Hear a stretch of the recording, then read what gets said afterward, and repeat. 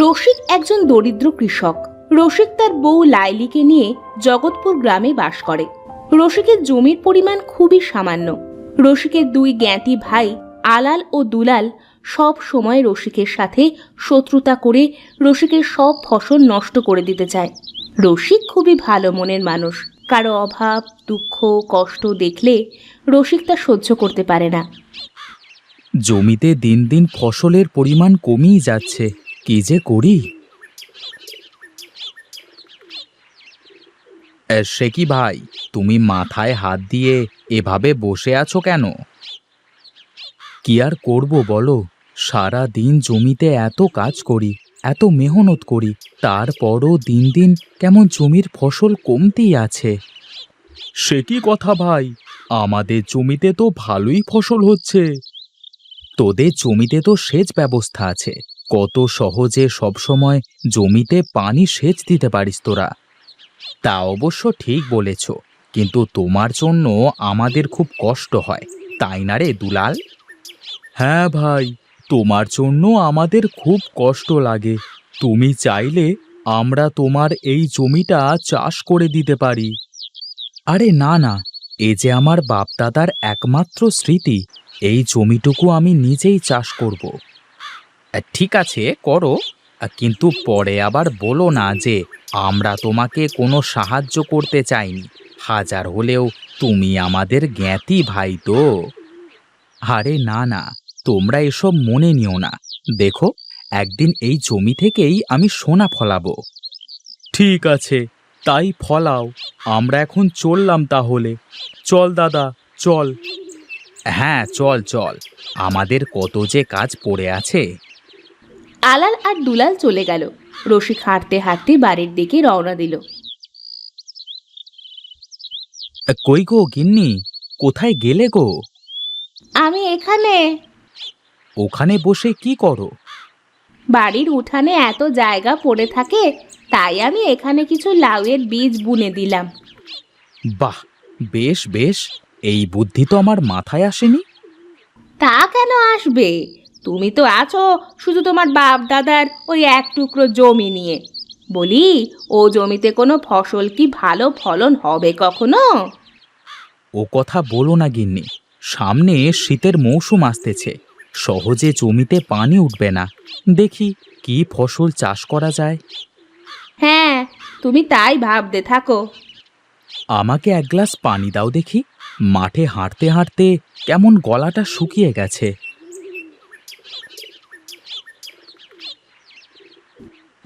লাইলি ঘর থেকে এক গ্লাস পানি নিয়ে এসে রসিককে দেয়।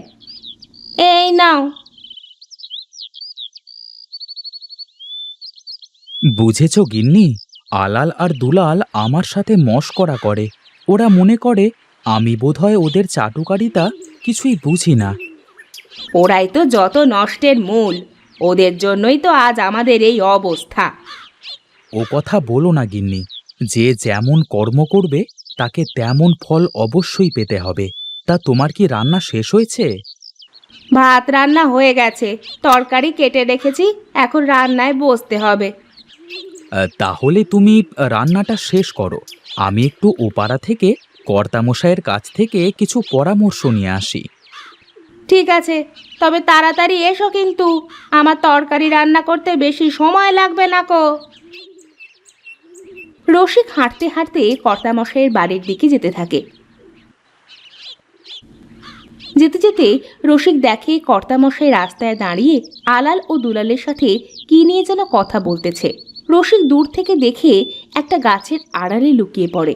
আলাল আর দুলাল কথা বলা শেষ করে চলে গেলে রসিক এক পা দুপা করে কর্তামশাইয়ের দিকে আগায়। কিরে রসিক, কোথায় চললি এই সকাল সকাল? আগে কর্তামশাই, আপনার কাছেই যাচ্ছিলুম, তা আপনাকে যখন পথই পেয়ে গেলাম, এখানেই শেষ করি। যা বলবি একটু তাড়াতাড়ি বল বুঝলি, আমি একটু গঞ্জে যাওয়ার জন্য বের হয়েছি। তোর কর্তামা বায়না ধরেছে গঞ্জের ওই মিষ্টি পান খাবে। তা আপনি কষ্ট করবেন কেন কর্তামশাই? আমি গিয়ে এনে দিচ্ছি।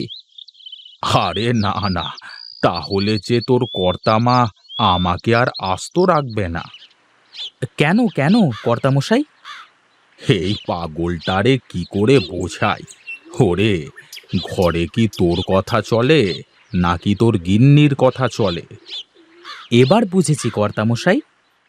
ওরে শোন শোন রসিক, বাইরে আমি যতই যাই করি না কেন, ঘরে গেলে আমার সব ক্ষমতা শেষ হয়ে যায়।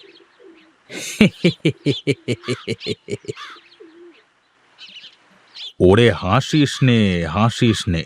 সব পুরুষের ওই একই সমস্যা, সবাই ঘরে বাঁধা। যাই হোক, বল আমি তোর জন্য কি করতে পারি? আসলে কর্তামশাই, আমার খবর সবই তো জানেন। আসছে শীত মৌসুমে আমার জমিতে কি ফসলের আবাদ করা যায়, আপনি যদি একটু বলতেন। তোর জমি তো অনেক নিচু, হালকা বৃষ্টিতেই পানি জমে যায়। তার উপর তোর আবার ওই দুই একবারে বদমাইশ জ্ঞাতি ভাই আছে। ওদের কথা আর বলেন না কর্তামশাই। আমার কাছে এসেছিল দুটো, কি সব বলে গেল। আমি এক কান দিয়ে শুনে অন্য কান দিয়ে বের করে দিলাম। এখন আমি কি করব, আমাকে একটু বলেন দেখি। ঠিক আছে, আমার মাথায় থাকলো।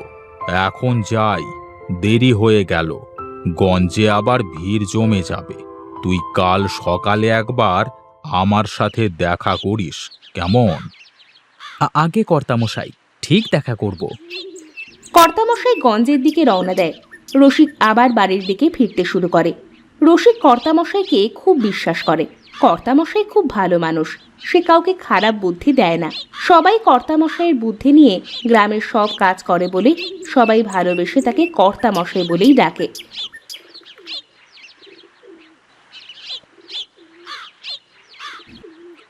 কই গো গিন্নি, তাড়াতাড়ি কয়টা খেতে দাও দেখি।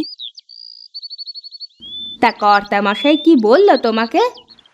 কাল সকালে একবার দেখা করতে বলেছেন। তুমি হাত মুখ না ধুয়ে খেতে বসবে নাকি? যাও, হাত মুখ ধুয়ে এসে বারান্দায় পাটিতে বসো, আমি খাবার নিয়ে আসছি। রসিক হাত মুখ ধুয়ে বারান্দায় গিয়ে বসে। লাইলি ঘর থেকে খাবার এনে রসিককে খেতে দেয়। বাহ বাহ, তোমার হাতে মনে হয় জাদু আছে গিন্নি। হয়েছে, তোমার আর অত বেহায়াপনা কথা বলতে হবে না। এগুলো বেহায়াপনা কথা তোমাকে কে বলেছে? তাছাড়া বই কি। এগুলো হলো ভালোবাসার কথা পাগলি। হয়েছে হয়েছে, এখন খাওয়া শেষ করে তুমি ঘরে গিয়ে বিশ্রাম নাও তো দেখি, আমার এখন অনেক কাজ বাকি।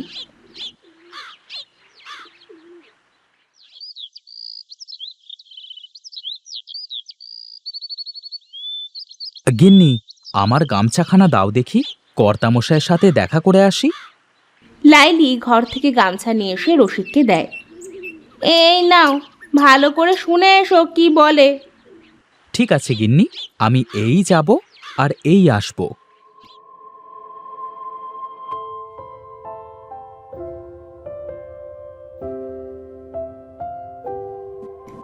রসিক হাঁটতে হাঁটতে কর্তামশাইয়ের কাছে যায়। কর্তামশাই তার বাড়ির পুকুর পাড়ে বসে সকালের মলিন হাওয়া উপভোগ করছিল।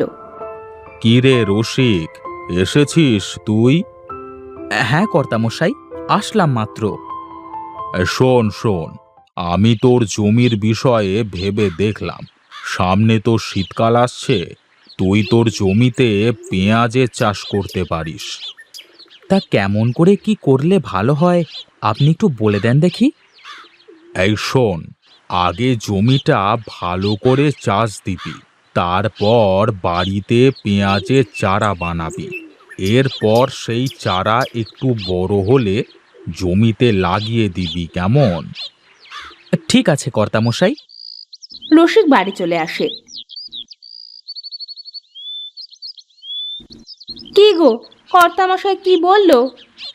পরে বলবো সব, এখন দেখি কোদালটা দাও দেখি। লাইলি কোদালটা দেয়। রসিক জমিতে গিয়ে কুপিয়ে চাষ দিয়ে আসে।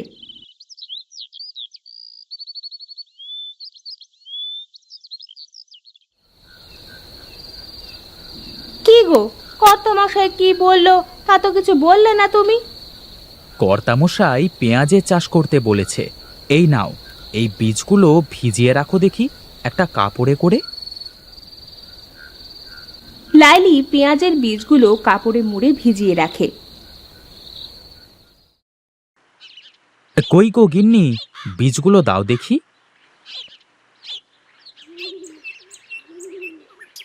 রসিক বীজগুলো নিয়ে মাঠে চলে যায় আর জমির এক কোণে বুনে দিয়ে আসে।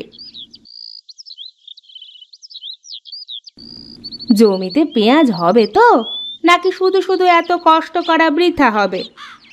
না গিন্নি, এবার দেখো জমিতে সোনা ফলবে। ঠিক আছে, দেখি কেমন সোনা ফলে। আস্তে আস্তে চারাগুলো বড় হতে থাকে। এবার বোধ হয় জমিতে সোনা ফলতে চলেছে বউ। তা পেঁয়াজ কি তোলার সময় হয়ে গেল? হ্যাঁ গো গিন্নি, আজই পেঁয়াজ তুলতে যাব। রসিক জমিতে পেঁয়াজ তুলতে চলে যায়। এক একটা করে রসিক পেঁয়াজ তুলতে থাকে আর অবাক হতে থাকে। এত বড় বড় পেঁয়াজ রসিক আগে কখনো দেখেনি। সারা জমিতে শুধু পেঁয়াজ আর পেঁয়াজ। রসিক সব পেঁয়াজ তুলে বাড়ি নিয়ে আসে। পেঁয়াজে বাড়ির উঠান ভরে যায়। রসিক ও লাইলি অনেক খুশি হয়।